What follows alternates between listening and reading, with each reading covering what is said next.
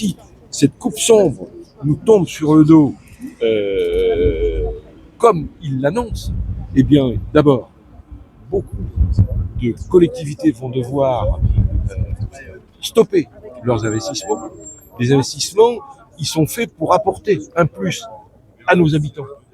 On est là que pour ça, améliorer le cadre de vie des citoyens, améliorer le cadre de vie de nos enfants, à partir de la crèche jusqu'au lycée et voire au-delà, des installations socio-culturelles et sportives. L'animation de notre territoire, il repose quasiment que sur la vie associative de notre territoire, accompagnée par les collectivités. Le département annonce moins 50%, y compris sur les sites en scène. Vous imaginez, beaucoup de sites en scène vont devoir être abandonnés. Ça veut dire que notre département, deuxième département de France en matière d'accueil touristique, ne va plus offrir aux touristes cette activité socio-culturelle qu'on leur offre tous les ans et qui est un attrait phénoménal pour le département de la Charente-Maritime. Le département, il ne va même peut-être pas boucler son budget 2025, mais il n'est pas le seul. Aujourd'hui, ce que nous faisons ce matin à La Rochelle se fait dans tous les départements de France. Et je puis vous affirmer que la semaine prochaine, au Congrès des maires à Paris, nous serons plus de 10 000 à présenter notre refus le plus total, le plus catégorique sur le projet de loi de finances.